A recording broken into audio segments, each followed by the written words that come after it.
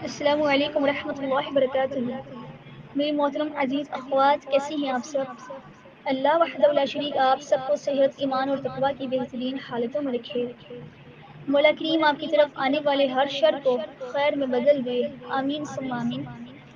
تو محترم سامعات، آج آپ لوگوں نے گروپ کے اندر ایک حدیث مبارکہ جو پڑوسی کے حقوق کے متعلق شیئر کی گئی تھی، آپ لوگوں نے ضرور اس کو دیکھا ہوگا، توجہ دی ہوگی، پڑھا ہوگا، اس کو اپنے عمل میں لانے کی بھرپور کوشش کی ہوگی۔ اللہ ہم سب کو عمدہ توفیق سے نوازے۔ کیوں نہ ہم اسی حدیث مبارکہ کے اوپر تھوڑا سا اور غور و فکر کر لیں۔ اللہ تعالی ہمارے علم، عمل اور فہم میں اضافہ فرمائے۔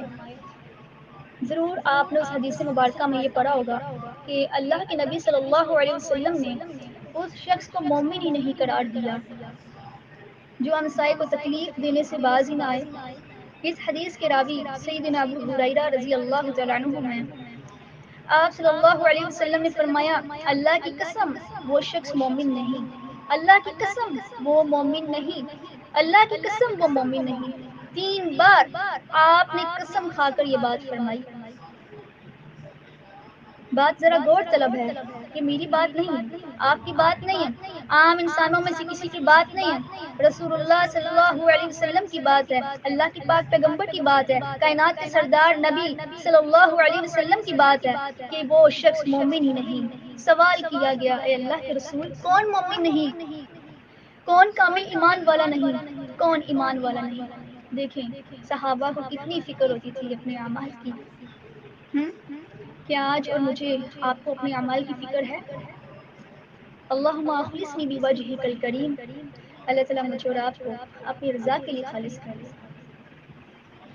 تو نبی علیہ السلام نے فرمایا، وہ شخص جس کا پڑوسی اس کی شرارتوں سے محفوظ نہیں، یعنی وہ کسی نہ کسی طریقے سے اپنے ہمسایوں کو تکلیف پہنچاتا رہتا ہے، ان کے لیے مصیبت کھڑی کرتا رہتا ہے۔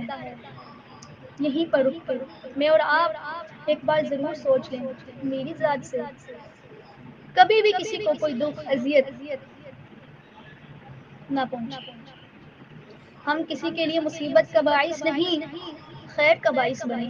یہ تب ہی ممکن ہے جب ہم ان حدیث سے مبارکہ پہ غور و فکر کرنے کے بعد اپنے عمل میں لے کر آئیں،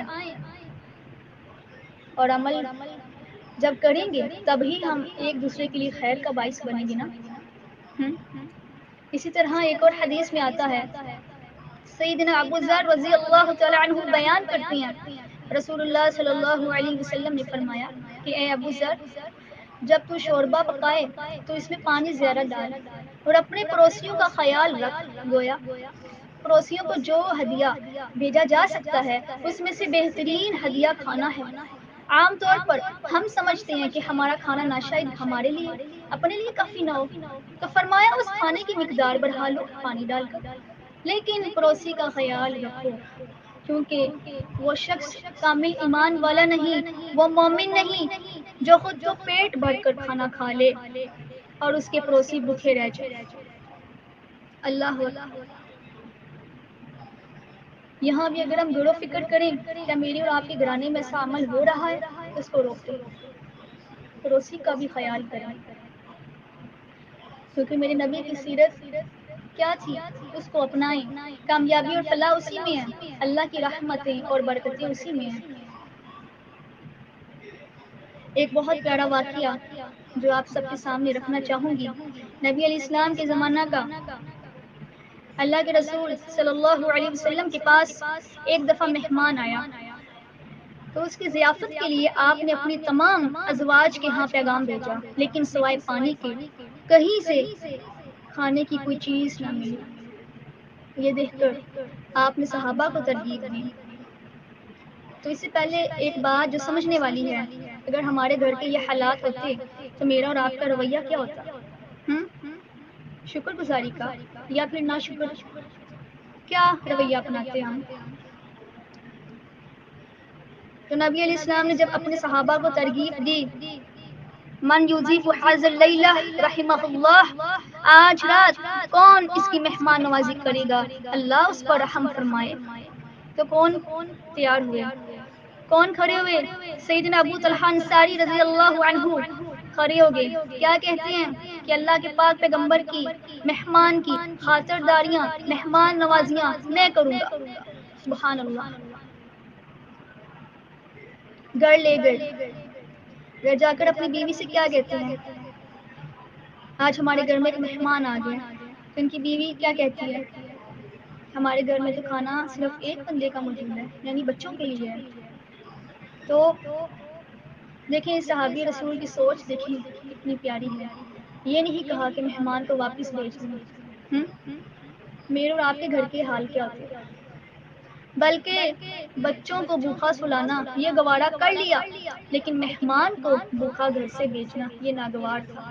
یہ رسول اللہ کا مہمان ہے. سبحان اللہ.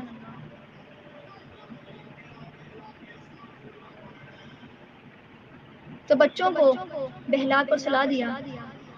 سیدنا ابو طلحہ رضی اللہ تعالیٰ عنہ مہمان کے ساتھ کھانے کے لیے بیٹھے، لیکن اس سے پہلے بیوی سے کیا کہا انہوں نے، چراغ جو لگا ہوتا ہے روشن کرنے کے لیے، اس چراغ کو بجھا دینا.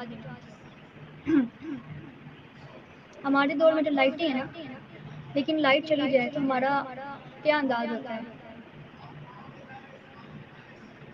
انا للہ والا یا پھر چیخو پکار والا. ہمیں اپنے ہر انداز کے اوپر نظر ڈالنی ہے. جب ہم غور و فکر کریں گے، نظر ڈالیں گے، تبھی ہم صحیح معنوں میں صحیح انداز میں سیکھ سکتے ہیں. لیکن چراغ کو بجھا دیا.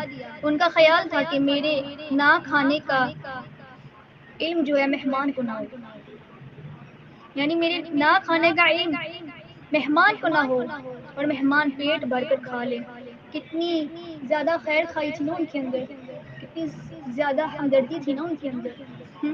کیا آج میرے اور آپ کے اندر بھی دوسروں کے بارے میں اس طرح کے جذبات موجود ہیں؟ اگر موجود ہیں تو الحمدللہ، اگر نہیں موجود تو مانگیے اللہ سے، کیونکہ ایک مومن خیر خواہ ہوتا ہے. اللہ اکبر. یہ جو باتیں آپ لوگوں کو بتائی جا رہی ہیں، یہ محض بتلا دینا نہیں، یہ نہیں کرنا کہ ایک کان سے سن لیا دوسرے کان سے نکال دیا، بلکہ بیچ میں اللہ تعالیٰ نے ایک دماغ بھی دیا ہے. اس پہ آپ نے سیو کرنی ہے جو باتیں آپ لوگ سیکھ رہے ہیں، سن رہے ہیں. فائدہ تبھی ممکن ہے نا. دیکھیں سوچ کتنی پیاری. گھر میں جو چراغ لگا ہوا تھا وہ بجھا دیا گیا. ان کا خیال تھا کہ میرے نہ کھانے کا مہمان کو علم نہ ہو اور مہمان پیٹ بھر کر کھا لے. رسول اللہ کی مہمان کی خاطر تواضع کا یہ عمل اللہ کو اس قدر پسند آیا، اس قدر پسند آیا کہ اللہ کریم نے قرآن مجید کی یہ آیت نازل کر دی، وَيُؤْثِرُونَ عَلَىٰ أَنفُسِهِمْ وَلَوْ كَانَ بِهِمْ خَصَاصَةٌ. وہ اپنی ذات پر دوسروں کو ترجیح دیتے ہیں، خواہ وہ اپنی جگہ خود محتاج ہوں. آخر میں یہی عرض کرنا چاہوں گی کہ نبی علیہ السلام کے سامنے ایک خاتون کا ذکر کیا گیا جو بہت نماز پڑھتی تھی، نمازیں تو بہت پڑھتی تھی، صدقہ خیرات کرتی تھی، لیکن اپنے ہمسایوں کو اذیت دیتی تھی، اپنے ہمسایوں کے لیے دکھ دینے کا سبب تھی. لوگوں نے پوچھا اس کا انجام کیا ہوگا؟ آپ نے فرمایا وہ دوزخ میں ہے. آپ کیا انجام چاہتی ہیں؟ اگر اچھا انجام چاہتی ہیں تو دکھ دینے کا سبب کسی کے لیے نہ بنے. اور دوسری طرف ایسی خاتون کا ذکر ہے جو فرض نمازیں تو ادا کرتی تھی لیکن اپنی ذات سے کسی کو دکھ نہیں دیتی تھی. جب اس کے انجام کے بارے میں پوچھا گیا تو آپ صلی اللہ علیہ وسلم نے فرمایا وہ جنت میں ہوگی. تو اس سے یہ حقیقت کھل کے واضح ہوتی ہے کہ آخرت کی کامیابی کے لیے صرف عبادات کافی نہیں ہے، جب تک کہ بندوں کے حقوق کو نہ پہچانا جائے. اور بندوں کے حقوق میں اہم ترین حق یہ ہے کہ ہم انہیں اپنی اذیت دکھ سے بچائیں. ساری عبادات ضائع ہو سکتی ہیں اگر ہم بندوں کے لیے سکون کا نہیں دکھ کا باعث. اللہ تعالی ہمیں اسے محفوظ رکھے اور ہمیں انسانوں کی قدردانی کرنا سکھائے. السلام علیکم ورحمۃ اللہ.